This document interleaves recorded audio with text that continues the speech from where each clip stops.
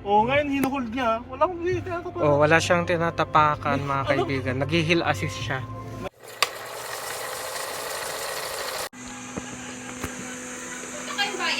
Morning. Ayan.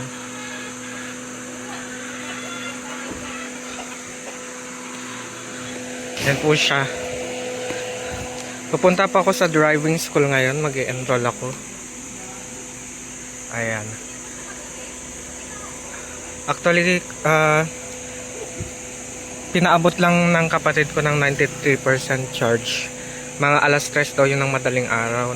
Nag-charge kami ng 7:30 PM kagabi. So, umabot siya ng mga around 8 hours.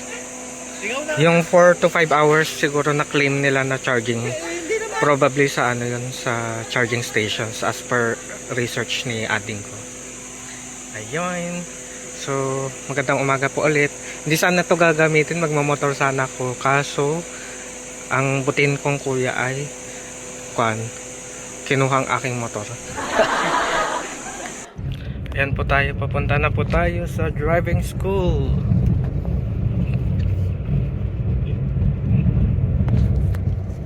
Bakit ako yung mayroong salamin siya? Wala. Nakakairita yung mukha ko. Nakakatakot. Hindi yan natatakpan.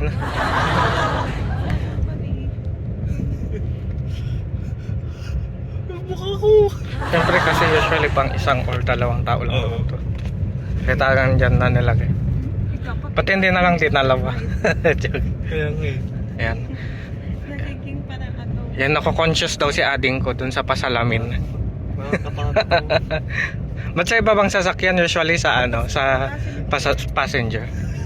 So we found it very ironic kasi Oo, itong yung bago na lang itong nasa driver's side yung itong anong tawag dito?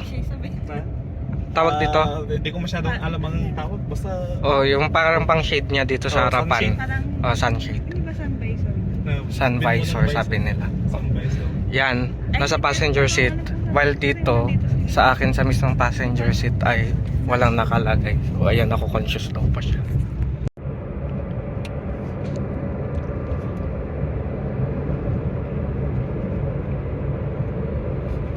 Dito tayo dahil mabagal tayo. Real. Yan. Kung alam nyo pong mabagal po yung takbo nyo, dito naman na po kayo sa gilid. Huwag na sa center aisle. Center lane? Center aisle. Yan. Sa left lane. Para naman ano, courtesy naman sa mga mabibilis na sasakyan. Tsaka yun naman talaga dapat. Yan, malapit na po tayo sa driving school. Yan po yung LTO. Halos tabi lang sila. Dito yung papasok na yan. Diyan po yung driving school.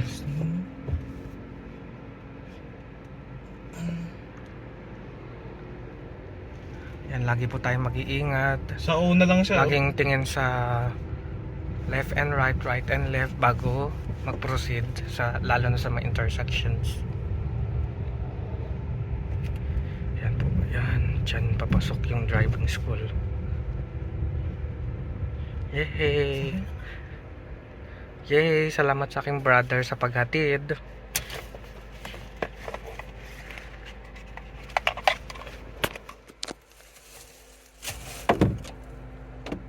Sa mga bulkan. Sige, kalma mo lang.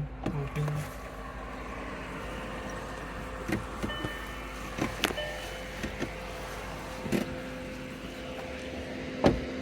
Ay! Bye!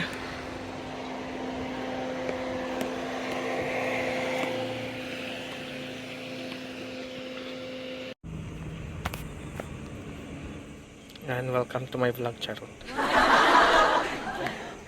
Enroll pa ako sa driving school. So, yan.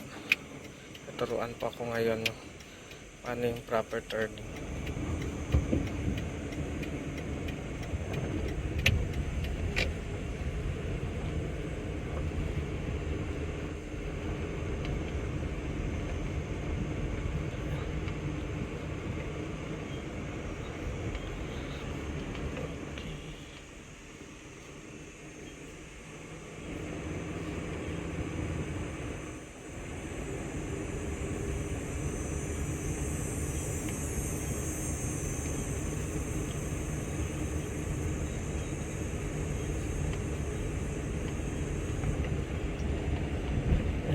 So, before tayo mag-turn, syempre mag-turn signal tayo to the left.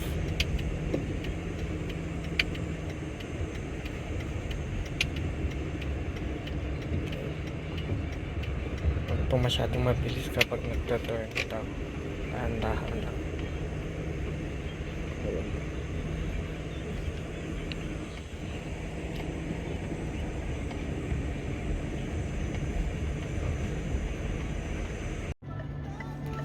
Yan, pumesto na ako dito sa likod para mas maganda yung view. Mas makikita yung buong dashboard.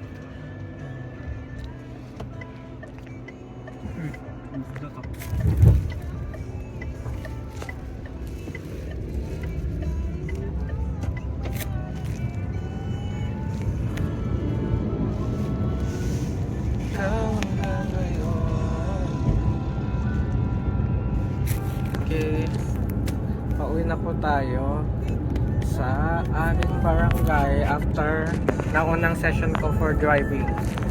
So far, I think nag-improve naman yung driving skill ko.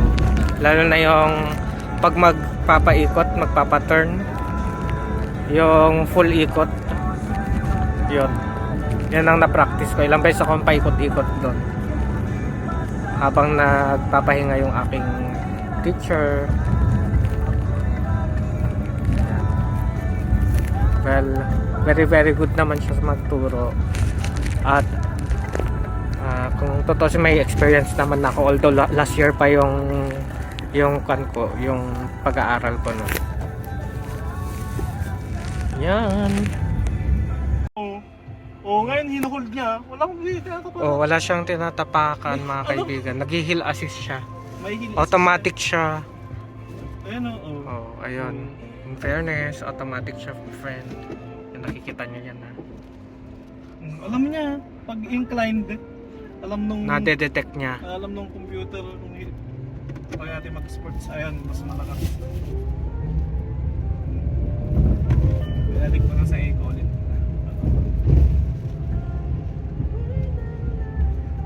Meron naman pala pag matarik, doon gagana, pero pag di masyado, hindi siya Siyempre, baka kasi sa Nepo hindi gumagana kahapon eh. Nagkon pa ako doon na manual.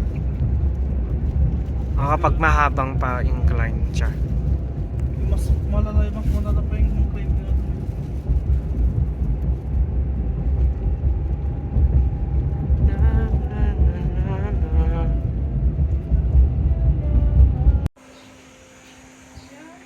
Siyempre do-document ko.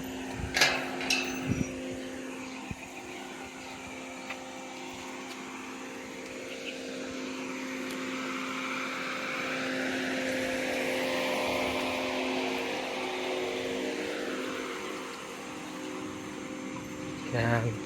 Pasok na siya sa kanyang lungga.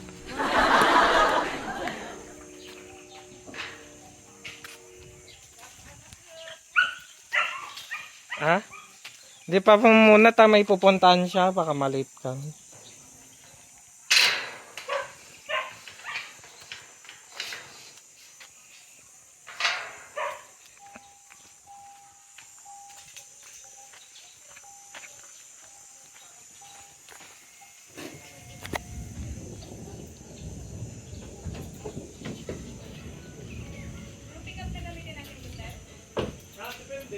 Ba't yan lang?